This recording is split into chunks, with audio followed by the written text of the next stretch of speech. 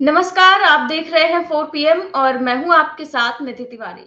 इस बार के लोकसभा चुनाव में मोदी जी चाहते हैं कि वो इतिहास रचे और बीजेपी का दावा है कि वो तीसरी बार पूर्ण बहुमत से सरकार बनाएगी। लेकिन इसी दावे को पूरा करने के लिए जिस तरह की खेल बीजेपी खेल रही है, वो अब जनता के सामने आ चुका है। उनमें से एक तो खेल है विपक्षी नेताओं को जेल में डालना। पहले हेमंत सोरेन और फिर दिल्ली के मुख्यमंत्री अरविंद केजरीवाल, जिनको गिरफ्तार किया गया, जेल में डाला गया। उनकी जो राउज एवेन्यू कोर्ट में सुनवाई थी, उसके बाद उनकी जो गिरफ्तारी के खिलाफ याचिका थी, उसे खारिज कर दिया गया। इसके बाद हाई कोर्ट में भी उन्हें जमानत नहीं दी और अब उन्होंने सुप्रीम कोर्ट का दरवाजा खटखटाया है। अरविंद केजरीवाल को लेकर सुनवाई के लिए अब सुप्रीम कोर्ट तैयार भी हो गया है। केजरीवाल की याचिका पर 15 अप्रैल को सुप्रीम कोर्ट में सुनवाई होगी। तो जाहिर तौर पर सभी की उम्मीदें अब सुप्रीम कोर्ट पर टिकी हुई हैं, क्योंकि हाई कोर्ट से अरविंद केजरीवाल की याचिका खारिज होने के बाद अब आम आदमी पार्टी को सुप्रीम कोर्ट से ही उम्मीद है कि केजरीवाल को सुप्रीम कोर्ट राहत देगा। और जैसे उन्होंने संजय सिंह को सुप्रीम कोर्ट में जमानत मिली, वैसे ही सभी ये सोच रहे हैं कि सुप्रीम कोर्ट में ही अरविंद केजरीवाल को भी जमानत मिलेगी। इसीलिए सुप्रीम कोर्ट का दरवाजा खटखटाया गया है, क्योंकि बीते दिनों में कई सारे झटके अरविंद केजरीवाल को लग चुके हैं, उनकी पार्टी को लग चुके हैं। पहले हाई कोर्ट ने उनकी याचिका को खारिज किया, इसके बाद राउज एवेन्यू कोर्ट में उन्हें झटका लगा, जब कोर्ट ने हफ्ते में वकीलों से 5 बार मुलाकात करने वाली अर्जी को भी खारिज कर दिया।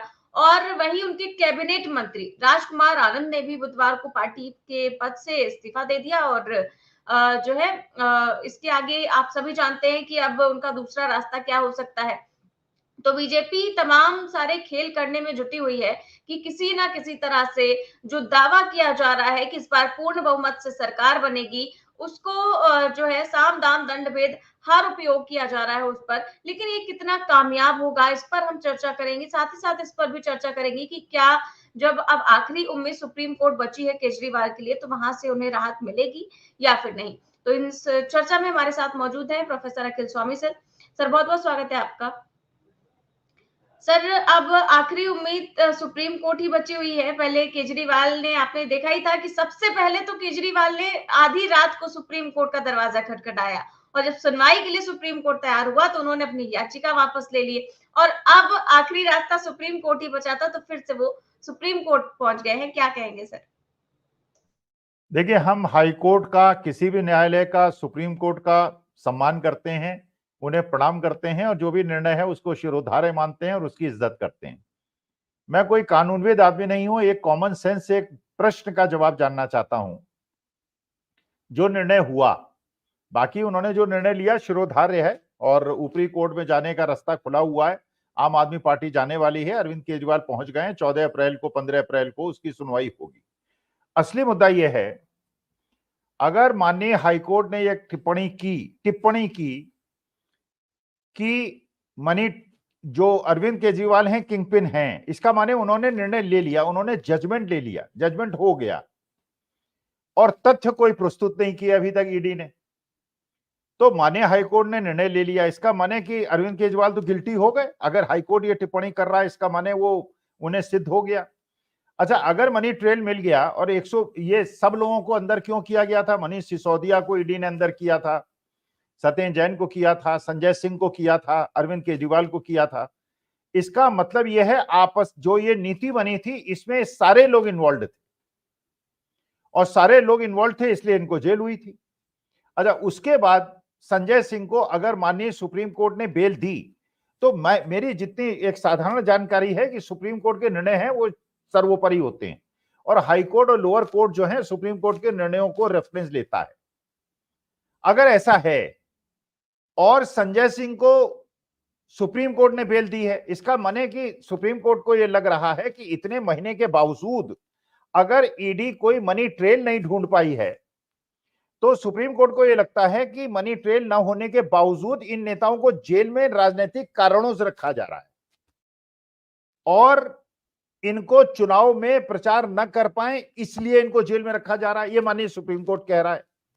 अच्छा, अगर संजय सिंह छूट सकते हैं, अब बाकी निर्णय जो होगा मैं उसमें कोई उनका ये उन्हें इंगित नहीं कर रहा हूं क्या करेंगे क्या नहीं करेंगे, वो मैं नहीं कह रहा हूं। मैं तो एक साधारण एक सामान्य जन की तरह अपने जो विचार हैं उनको कर रहा हूं, और जो हाईकोर्ट ने निर्णय लिया उसको भी प्रणाम, और जो सुप्रीम कोर्ट ने निर्णय लेगा उसको भी प्रणाम। लेकिन असली मुद्दा यह है कि अगर मनी ट्रेल साफ साफ दिख रहा है कि बीजेपी की तरफ जा रहा है, और आम आदमी के पार्टी के पास ये केवल कह देना कि कैश में पैसे लिए गए और उसको गोवा में खर्च किया गया, निधि कल आपके खिलाफ भी कह सकते हैं कि निधि तिवारी को 2 करोड़ मिले थे और निधि तिवारी में कर्नाटका के इलेक्शन में खर्च कर दिए। अरे इसका कोई तो एविडेंस होगा, कोई तो कोरिलेशन होगा, कहीं तो इसको सिद्ध करेंगे कि निधि तिवारी को किसने पैसे दिए। भाई 100 करोड़ किसी ने दिए ना, किसने दिए? वो आदमी सामने आया क्या वो रेड्डी साहब ये कह रहे हैं कि मैंने पैसे दिए? वो भी नहीं कह रहे हैं कि मैंने पैसे दिए। अच्छा, अगर पैसे दिए, कब दिए, किसको दिए, कहां पे दिए, उसका कोई ना कोई एविडेंस होगा। तो इसका मतलब यह है कि आज की तारीख में न्याय लोकतंत्र में मेरे जैसे एक सामान्य जन का ये कहना है कि किसी को भी जेल मत भेजिए अभी, जब तक कि कोई मर्डर का केस ना हो जाए, कोई कानूनी ऐसी स्थिति ना आ जाए कि कोई आदमी टेररिस्ट है या मर्डरर है, तो बात दूसरी है। और अगर आर्थिक अपराध है तो आर्थिक अपराध में लोकतंत्र के लिए 2 महीने वेट कर लीजिए।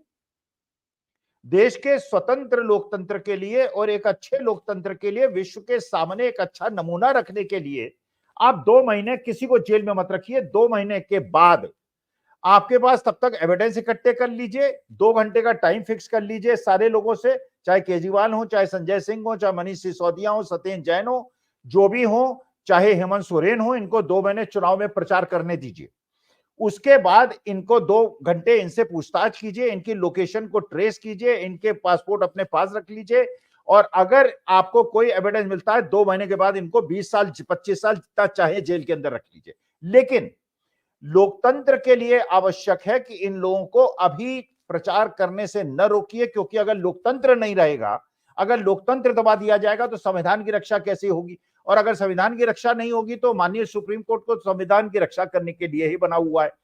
तो असली मुद्दा यह है कि अगर ये जो अभी कल एक मंत्री जी ने आम आदमी पार्टी के रिजाइन किया है, जैसा बताया गया, जैसे प्रेस कॉन्फ्रेंस में आम आदमी पार्टी वालों ने बताया, नवंबर 2023 में इनके भी ईडी की रेड हुई थी। अच्छा, इनके ईडी की रेड हुई और इनको एक भ्रष्ट मंत्री बताया भारतीय जनता पार्टी वालों ने, और कल इन्होंने रिजाइन कर दिया। अच्छा, ये लोग क्या ये नहीं सोच रहे? निधि, जरा थोड़ा कॉमन सेंस से सोचिए।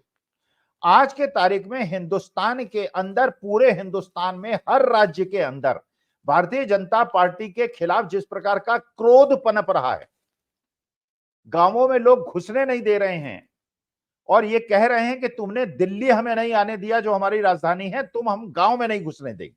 चाहे हरियाणा की स्थिति हो, राजस्थान की हो, गुजरात की हो, उत्तर प्रदेश की हो, हर जिले में, हर लोकसभा क्षेत्र में, चाहे वो घोसी हो।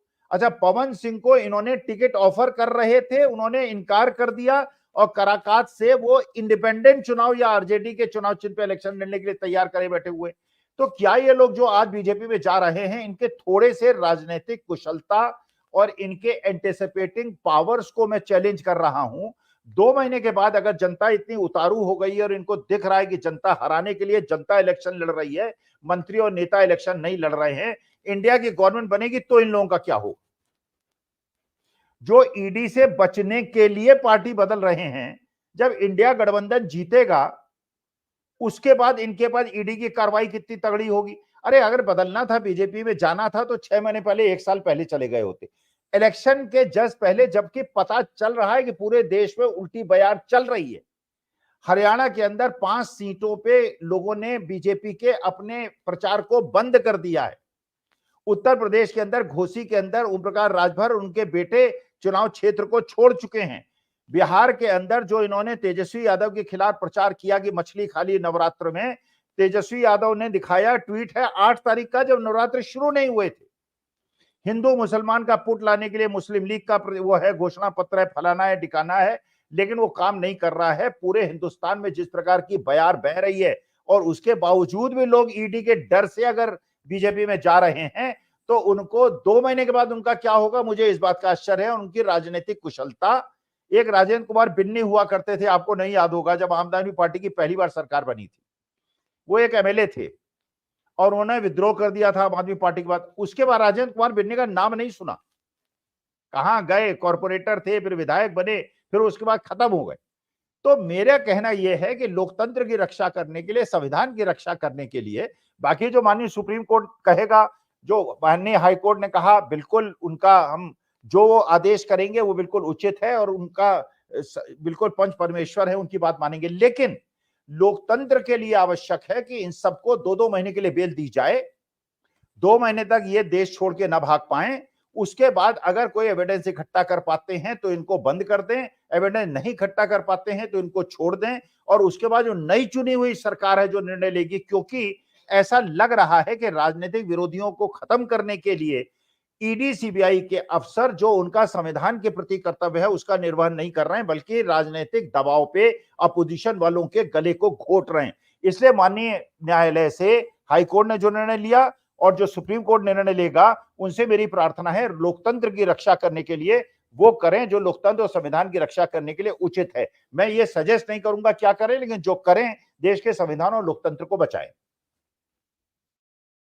जी सर, और जिस मंत्री की बात हो रही है कि उन्होंने इस्तीफा दिया है, राजकुमार आनंद, उन्होंने तो सुबह ही अरविंद केजरीवाल के समर्थन में ट्वीट किया था और अचानक वो कह रहे हैं कि मैं इन भ्रष्टाचारियों के साथ नहीं रह सकता हूँ। केवल 5 घंटे में आखिर ऐसा क्या हो गया? क्या ये ऑपरेशन लोटस जो चलाया जा रहा है उसका पर्दाफाश हो गया है? नहीं नहीं, तो हो ही गया है वो निधि, उसमें कोई दिमाग लगाने की जरूरत ही नहीं है, वो तो भक्त भी समझ लेंगे जिनका, मेरे ख्याल, अब ज्यादा कहूंगा तो वो हो जाएगा, डिफेमेशन हो जाएगा। ये तो छठी क्लास का बच्चा और कोई बीजेपी का भक्त भी समझ लेगा। अरे यार, इस तरह का लोकतंत्र की हत्या करके तो इस देश को क्या, मेरे प्यारे भारतवर्ष को क्या बनाना चाहते हो? जो निर्मला सीतारमण जी के पति भी कह रहे हैं, जो पूरे हिंदुस्तान में बयार बह रही है, आपको दिखाई पड़ रहा है, हर जगह ये स्थिति हो रही है।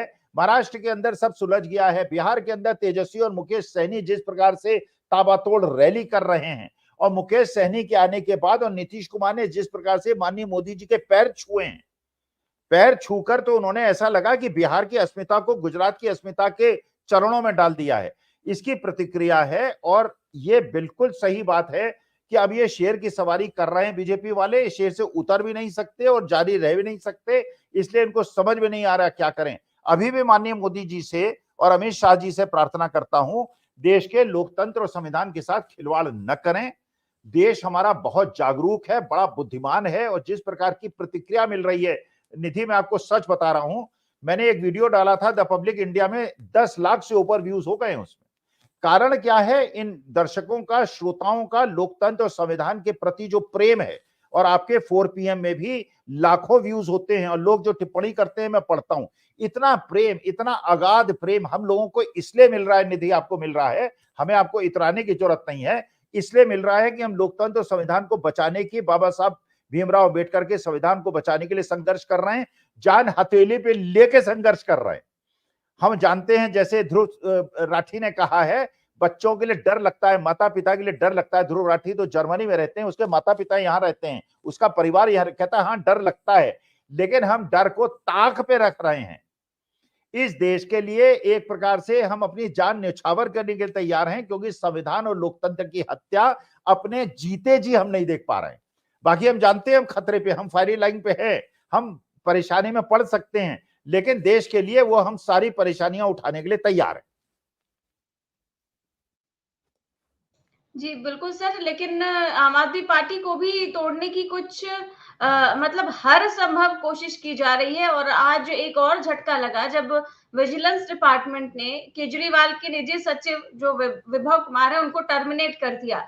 ये जो छोटी-छोटी चीजें की जा रही है, उससे केजरीवाल और आम आदमी पार्टी आपको क्या लगता है कि कमजोर महसूस कर रही होगी?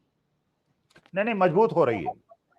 देखिए, मजबूत हो रही है। देखिए, जब जब गांधी जी को बंद किया करते थे अंग्रेज, और पंडित नेहरू को बंद किया करते थे, और लाला लाजपत राय पे जब लाठी चलाई थी, आपको याद होगा, लाला लाजपत राय ने जब कहा था कि ये आखिरी ताबूत पे आखिरी कील होगा, जितना अन्याय अत्याचार करेंगे जनता उतनी फेवर में इंडिया की होती जाएगी। ये गलती कर रहे हैं, ये अति कर रहे हैं। अब तो भारतीय जनता पार्टी के कट्टर समर्थक भी ये मानने लगे हैं कि ये तो लोकतंत्र की हत्या हो रही है और इसके बाद बीजेपी के सपोर्टर्स भी पीटे जाएंगे, उनको भी इसी प्रकार ठोका जाएगा। हर जगह इस प्रकार का आतंक है, तो ये सोच रहे हैं लाठी मारने से या जेल भेज देने से, अरे आप नेताओं को पलटवा देंगे। अशोक चव्हाण अपने घर से नहीं निकल पा रहे हैं। अशोक चव्हाण जो इतने बड़े नेता हैं और कांग्रेस के इतने बड़े नेता थे, उनकी स्थिति यह है घर से कन्वेंसिंग के लिए निकल नहीं पा रहे हैं क्योंकि जनता का रोष है। देखिए आज के तारीख में आपको पता ही होगा, हरियाणा, पंजाब के अंदर, उत्तर प्रदेश के अंदर किसान कह रहा है तुमने दिल्ली नहीं आने दिया, हम खेतों में नहीं घुसने देंगे। रोज आप वीडियो देख रहे होंगे, दौड़ाए जा रहे हैं लोग। अरे आप नेताओं को ले जा रहे हो यार, नेता भी बेचारे अपने क्षेत्रों में नहीं जा पाएंगे, अपने गांव वालों से जिनको आपने किसानों को परेशान किया है, अग्निवीर बच्चों को परेशान किया है, जिन स्त्रियों को परेशान किया है, जिस प्रकार से आपने गुंडों को बचाया है, आतंकियों को बचाया है, वो सारी चीजें जो है जनता और ज्यादा उत्तेजित होती जा रही है और लोकतंत्र संविधान की रक्षा करने के लिए उजागर हो रही है। जिस पार्टी पे जितना ज्यादा अटैक करेंगे वो पार्टी उतनी ज्यादा मजबूत होगी। जी बिल्कुल सर, और एक और वीडियो दिखाना चाहूंगी, गुजरात से सामने आया है। इसके बाद इस वीडियो की बारे में मैं बताती हूँ।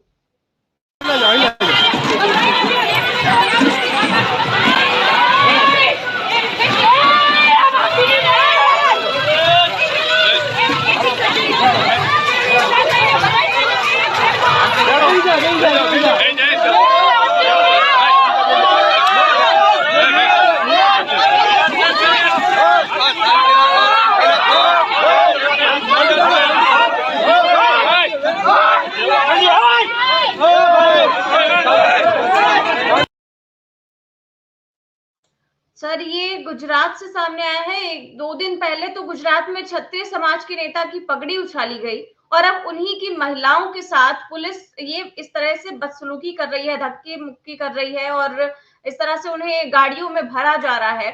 तो आपको नहीं लगता कि राजपूतों का इतना अपमान जो है चुनाव में एक बड़ा आंदोलन खड़ा कर सकता है? निधि, ये केवल राजपूतों का सवाल नहीं है। इन महिलाओं के खिलाफ जिस प्रकार की कार्रवाई आपने इस वीडियो में दिखाई है, मेरी आंखों में आंसू आ गए हैं। ये सवाल राजपूत समाज का नहीं है, ये हिंदुस्तान की नारियों के साथ इस प्रकार का अत्याचार और अनाचार पहले इन्होंने जाट बेटियों के साथ किया, आज राजपूत बेटियों के साथ कर रहे हैं। दलित बेटी को रात को 12 बजे मिट्टी का तेल छिड़क के एक उसका शव को जलाया गया था। ये एक एक करके हिंदुस्तान के हर वर्ण को, हर वर्ग को मार देंगे, चला देंगे। जिस प्रकार राजपूत नेता को, करनी सेना के नेता की पगड़ी उछाली गई। देखिए हमारे समाज में पगड़ी जो है सम्मान का प्रतीक है। किसी पगड़ी उछालना, यह सवाल ब्राह्मण समाज और राजपूत समाज का नहीं है, तेली समाज का और कुर्मी समाज का नहीं है। बरेली के अंदर कुर्मी समाज के नेताओं को जिस प्रकार से वहां पे अपमानित किया गया है, संतोष गंगवार को, और जिस प्रकार से ओपी राजभर के बेटे को टिकट दिया गया है, जिस प्रकार से पूरी एक प्रकार की गुंडागर्दी हो रही है। जो आदमी पहली बार विधानसभा का चुनाव जीता है उसको मुख्यमंत्री बनाया गया है। सारे बीजेपी के नेता अंदर अंदर भीतर घात कर रहे हैं और बीजेपी की बड़ी बुरी हालत है। मैं इन बेटियों को, इन बहनों को प्रणाम करता हूं और ये अकेली नहीं है, केवल ये राजपूत समाज का प्रश्न नहीं है, ब्राह्मण समाज भी, आदिवासी समाज भी, दलित समाज भी, वैश्य समाज भी, सारे समाज इनके साथ हैं। ये बात करते हैं हिंदू समाज की, वैश्यों के सबसे बड़े और हिंदू समाज के और हिंदुस्तान के सबसे बड़े पूज्य संत महात्मा गांधी का ये अपमान करते हैं। ये किसी समाज को नहीं छोड़ते हैं, हर समाज को ये ठोक देंगे। और इसलिए ये जो राजपूत समाज की बेटियां बहनें हैं, ये ना समझें केवल राजपूत समाज का प्रश्न है, ये पूरे भारतीय समाज का प्रश्न है। हिंदू, मुसलमान, सिख, ईसाई, हर वर्ग और हर वर्ण इनके साथ खड़ा है और ये गुंडागर्दी पुलिस वहां कर रही है, इसका खुलेआम विरोध होना चाहिए। और 2 महीने के बाद ये पुलिस वाले जो इन बेटियों को घसीट रहे हैं, इनको भी वैसे ही दंड मिलेगा जैसे दिल्ली में किसानों की और जाटों की बेटियों को घसीटा गया था। ये जाति और धर्म का प्रश्न नहीं है निधि, ये प्रश्न है हमारे देश की बेटियों का और हम इनके साथ खड़े हैं। जी बिल्कुल सर, और ये बात तो गुजरात की थी, लेकिन आपको क्या लगता है यूपी में क्या चल रहा है? यहाँ पे तो कई सारे नेता आपस में भिड़े जा रहे हैं। आपने देखा कि एक तरफ क्षत्रिय समाज जो है वो भाजपा के खिलाफ उन्होंने मोर्चा खोल रखा है, महापंचायत करके खुलेआम भाजपा को हराने की घोषणा हो रही है। तो दूसरी ओर भाजपा के दो कद्दावर नेता आमने सामने आ गए। भाजपा की फायर ब्रांड नेता हैं और पूर्व विधायक संगीत सोम, वो जो है मंत्री संजीव बालियान को लेकर उनका एक वीडियो काफी वायरल हो रहा है, जिसमें वो यहाँ तक कह रहे हैं कि उनका स्तर ही नहीं है मुझसे बात करने का। पहले सर वीडियो देखिए, फिर आगे बात करते हैं। प्रचार में कभी नहीं करता, मैं तो भारतीय जनता पार्टी का प्रचार करता हूँ। नाराजगी नाराजगी है, वो नाराजगी दूर नहीं हुई है लगता है। किससे नाराजगी है? संजीव बालियान से। स्तर नहीं है संजीव बालियान का मेरे से बात करने का। प्रचार में जाएंगे? नहीं, संजीव बालियान का प्रचार में कभी नहीं करता, मैं तो भारतीय जनता पार्टी का प्रचार करता हूँ। नाराजगी है, वो नाराजगी दूर नहीं हुई है लगता है। किससे नाराजगी है? संजीव बालियान से। स्तर नहीं है संजीव बालियान का मेरे से बात करने का। बीजेपी के एक कद्दावर नेता दूसरे नेता को कह रहे हैं कि उनका स्तर नहीं है मुझसे बात करने का। इस तरह की सिर्फ उटौवल मची हुई है, इसको कैसे संभालेगी बीजेपी? देखिए, संगीत सोम को इलेक्शन हराने में संजीव बालियान का बहुत बड़ा हाथ था, ऐसे वहां के क्षेत्रीय नेता बताते हैं। और ये बात संगीत सोम को पता है। जब मुझे आपको पता है तो संगीत सोम को भी पता है। और संगीत सोम भी, यही मैं कह रहा हूं, आज बीजेपी के नेता एक दूसरे के खिलाफ भीतर घात कर रहे हैं। और अभी तो करनाल के अंदर जो ये खट्टर साहब जो हैं वहां एमपी का इलेक्शन लड़ रहे हैं, ऐसा कैंडिडेट के आने की बात सुनी है, खट्टर साहब बिल्कुल गायब हो जाएंगे और ये संजीव बालियान साहब की इस बार जमानत जब्त होने वाली है। ये मुजफ्फरनगर के अंदर वहां पे जो कैंडिडेट हैं समाजवादी पार्टी के, हरेन मलिक, कम से कम 3-4 लाख वोट से जीतने वाले हैं। पूरे उत्तर प्रदेश में, बिहार में ये स्थिति है, क्योंकि जिस प्रकार से इन लोगों ने एक दूसरे को खत्म करने की सुपारी ले रखी थी। और संगीत सोम आप जानते हैं, और सहारनपुर की मीटिंग आपने देखी होगी, 70-80 हजार क्षत्रिय राजपूत वहां पे इकट्ठा थे। अरे आप किसी का अपमान कैसे कर सकते हो, किसी की पगड़ी कैसे उछाल सकते हो? अरे चलिए, ब्राह्मणों की पगड़ी आपने उछाल ली, क्योंकि ब्राह्मण जो है थोड़ा बुद्धिजीवी होता है, थोड़ा वो नहीं होता है बलशाली और लड़ने भिड़ने पे उतारू नहीं होता है। हमारे शंकराचार्यों का अपमान इन लोगों ने कर दिया। भाई हमारे हिसाब से, अखिल स्वामी के हिसाब से, हिंदू धर्म, सनातन धर्म के सर्वोच्च अगर कोई गुरु हैं तो शंकराचार्य हैं। उनका जिस प्रकार से अपमान हुआ कि आप आएंगे प्राण प्रतिष्ठा में तो एक आदमी लेके आएंगे, अपना दंड लेके नहीं आएंगे, माननीय मोदी जी के पहले आएंगे और उनके बाद जाएंगे। और कल आपने देखा होगा एक वीडियो में मोदी जी जितना योगी जी को घसीट रहे हैं हाथ पकड़ के। अरे इतनी तो यार थोड़ी तो इज्जत रखनी चाहिए। हमारे उत्तर प्रदेश के मुख्यमंत्री है योगी जी, उनको हाथ पकड़ के घसीट रहे हैं। साउथ में एक मंच पे एक बूढ़ा बेचारा उनसे बात करते करते गिर गया, मोदी जी आगे बढ़ गए, उन्होंने ध्यान भी नहीं दिया। और एक तरफ राहुल गांधी जैसा नेता है, कोई आदमी उन पे उल्टी भी कर देता है तो उसका ध्यान रखता है, उससे पीछे नहीं हटता है। ये मानवता चाहिए हमको, प्रेम चाहिए हमको, सद्भावी नेता चाहिए हमको। इतना दंभी और अहंकारी नेता नहीं चाहिए जो कि हमारे दुख दर्द को अपना दुर्द दर्द ना समझे, केवल सत्ता में बैठना। और ये जो सरकारी अधिकारी और बड़े बड़े पूंजीपति साथ दे रहे हैं। और आपको पता ही है, प्रेमा खांडू अरुणाचल प्रदेश के चीफ मिनिस्टर, उन्होंने पिछले 1-1.5 साल के अंदर सारे ठेके अपने परिवार वालों को दिए हैं। और माननीय मोदी जी कहते हैं कि भ्रष्टाचार के खिलाफ लड़ाई लड़ रहे हैं। अरे प्रेमा खांडू के खिलाफ उन्होंने सारे, उसमें सीएजी ने रिपोर्ट में कहा है जितने ठेके दिए हैं कोई उसमें नियम का पालन नहीं किया गया है और अपने सब रिश्तेदारों को दे दिए हैं। और प्रेमा खांडू जो है मोदी जी के खासम खास। अरे बताइए किस प्रकार देश के अंदर लोकतंत्र और संविधान बचेगा? ये मेरा कर्तव्य है, जान की कीमत पे भी, प्राण की कीमत पर भी, हर कीमत अदा करने के उसमें मैं देश के संविधान और लोकतंत्र को, मैं ऐसा देश चाहता हूं जिसमें प्यार मोहब्बत रहे। और ये मुस्लिम लीग और मुसलमान और ये ईद बकरीद, इनको चक्कर में मत डालें। हम 142 करोड़ लोग भाई भाई हैं और हम एक दूसरे के लिए जान छिड़केंगे और हिंदुस्तान को वर्ल्ड का सबसे श्रेष्ठ राज्य बना देंगे। अगले 2 महीने के अंदर अगर देश की जनता धार्मिक उन्माद में और पागलपने में नहीं बही तो देश के अच्छे दिन आने वाले हैं।